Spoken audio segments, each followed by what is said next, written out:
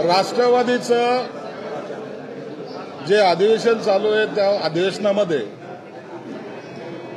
जे काही महाभाग आहेत आपापल्या पद्धतीने भूमिका मांडतायत। काल एकाने रामावर बोललं, त्याची विद्वत्ता त्यांनी त्या ठिकाणी दाखवली। आज अमोल कोल्हे बोलले आणि नाटकामध्ये काम करणं वेगळं, प्रत्यक्षात भूमिका जगणं वेगळं। परंतु काही लोकांना असं वाटायला लागलं आम्ही शिवाजी महाराजांचा रोल केला, आम्ही संभाजी महाराजांचा रोल केला, म्हणजे आता लोक आम्हाला शिवाजी महाराज समजायला लागले।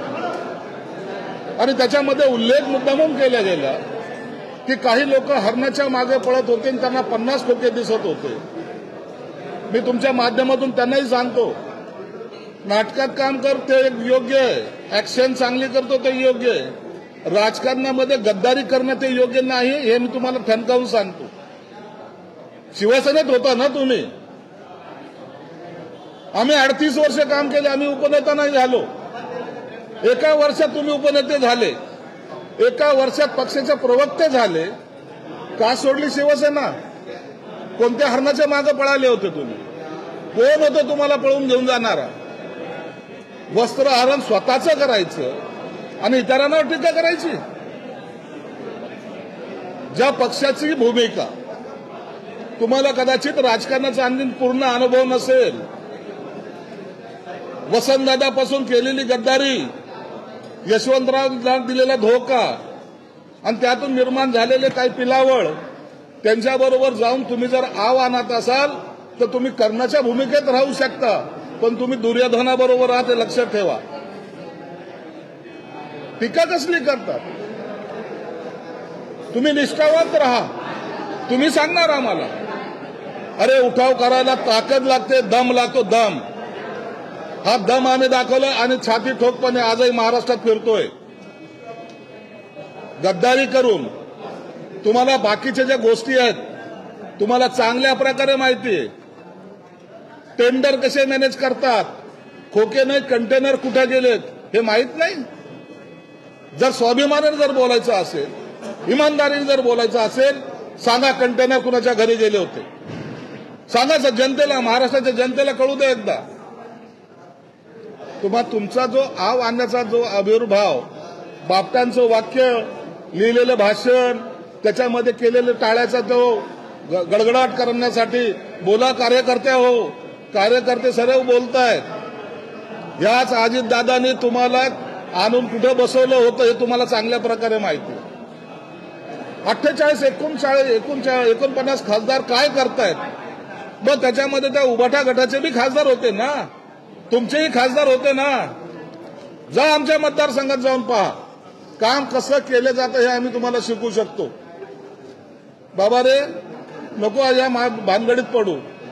आता 2 दिवसामध्ये तुला असं काय चार्ज केलंय, तुझ्या बॅटरीमध्ये कोणते नवीन सेल टाकलेत हे एकदा आम्हाला तपासून पाहावं लागेल। नसता 4 दिवसापूर्वीची मुलाखत, दादा माझे आदरणीय आहेत, त्यांच्यामुळे मी खासदार झालोय, त्यांनी मला मोठं केलंय, मी त्यांना नम्रपणे स्वीकार करतो। 2 दिवसात तुला कोण असं चावलं की ताबडतोब त्यांच्यावर ओकायला लागलास, गरळ ओकायला लागलास? 2 दिवसात तुला कोणी असा दूध पाजलं की ते ताबडतोब तुला खोके दिसायला लागलेत? बाबा आम्हाला बोलायला लावू नका। एक जण रामाची चेष्टा करतोय, राम मांसाहारी म्हणतोय, आणि एकीकडे तुम्ही आता कोणत्या कळपात जाऊन बसलात हे तुम्हाला आता कळणार नाही। निवडणूक येऊ द्या, तुमची जागा तुम्हाला जरूर दिसेल। परंतु एक निश्चित आहे, आव्हान देताना बरोबरच्या माणसाशी द्या। तुमचं तर आव्हान तर आहेच नाही। तुम्ही ज्या कळपात आहात त्या कळपामध्ये गद्दारी आणि गद्दारी याचा इतिहास लिहिला गेलेला आहे। त्याच्याशिवाय हे निर्माण झालेलं नाही। तुम्ही हे निर्माण कुठून झालं याचा सुद्धा अभ्यासू लोक आहात, अभ्यासू वृत्तीचे लोक आहात, म्हणून याचा थोडा इतिहास त्याचा तपासून पहा, नंतर दुसऱ्यावर टीका करावी हे स्पष्टपणे तुम्हाला सांगतो।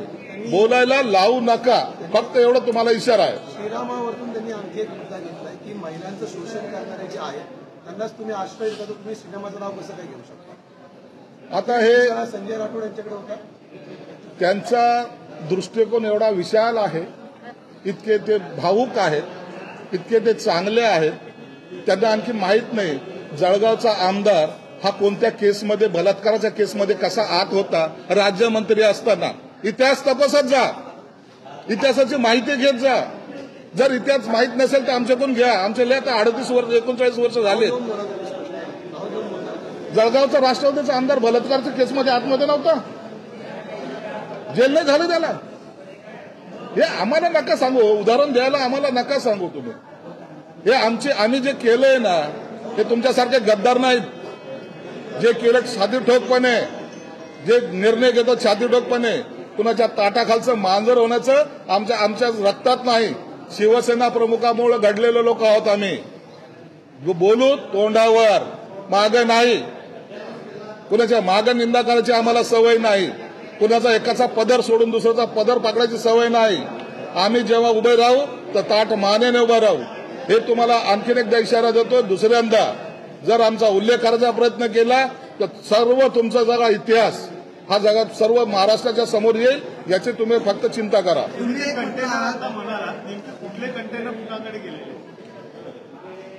कंटेनर आता तुम्हाला माहिती सिलिंकून कुठं जात असतात. सिलिंकून एक चांगला रस्ता जातो बांद्र्याकडे, आणि मग ते कंटेनर तिथं ठेवायची एक जागा दिलेली आहे. बीकेसी फार महत्वाचं ठिकाण आहे, म्हणून कंटेनर सुद्धा तिथं जाऊन थांबलेले आहेत. आता ते तुम्हाला मागे अनेक लोकांनी सांगितलं, त्यांना सुद्धा माहिती आहे. मग हे सर्व गोष्टी आता उघड करायला नका लावू. झाकली मूठ 1.25 लाखाची उघड तोंडातून आमच्या काही निघलं तर तुम्हाला पळती थोडी होईल, एवढं मात्र निश्चित आहे. तुम्ही असं म्हटलात की तुम्ही जरी आता कर्णाच्या भूमिकेत असला तरी तुम्ही तर दुर्योधनासोबत आहात. दुर्योधन नेमके कोण? सगळ्या दुर्योधनाची टीम आहे ना. तिथे टीम कोणती आहे? सगळ्या दुर्योधनाची टीम आहे. हा कवच कुंडला घेऊन त्याला वाटतं की काही नाही, माझ्या कुणी अंतही करू शकत नाही. अरे राजा, तुझा जीव कशात आहे त्याला त्या दुर्योधनालाच माहिती आहे. तो कधी मारून टाकेल तर कळणार सुद्धा नाही. उभाटा गटाला बोलताय, काँग्रेसला बोलताय की एनसीपीमध्ये अहो ते जे काय एकत्रितकरण आहे या महाआघाडीचं, ही एक वेगळी टीम आहे. रामाची टीम आमच्याकडे ना. ही जी टीम जी जमा झालेली आहे हे सगळं शकुनी. यामध्ये सर्व शकुनी पण आहे, दुर्योधन पण आहे, धृतराष्ट्र पण आहे. या सगळ्या भूमिकेचे हिरो तुम्हाला त्याच्यात दिसतील. सर, संजय राऊतांनी एनडीडीबी चाली महानंदाच्या प्रकल्पावरून आता राजेश परजणे जे अध्यक्ष आहेत त्यांच्यावर आरोप केलेले आहेत. ते म्हणतात की 32 एकर जमीन जी आहे ती केंद्राच्या घशात घालायची आहे आणि राजेश परजणे हे तुमच्याच मित्रपक्षाचे सत्ताधारी विखे पाटलांचे निर्णय. केंद्राच्या घशात घालायची ना, मग त्याचं पिअर कार्ड काय याच्या नावावर करून द्यायचं? अरे लय जमिनी हडप केल्या तर बस झाल्या ना. किती खाता तुम्ही तरी?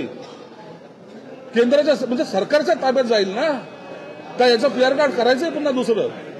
मुंबई महापौर बनल्याचं जसं पीआर कार्ड केलंय तसं याचं पीआर कार्ड काही करायचंय का? तशी मालकी पाहिजे का? त्याच्यासाठी एक अर्ज करा, तिथं एक पुतळा बसवून चालू द्या. थँक्यू. लोकशाही मराठी ऐका, पहा, जागरूक रहा.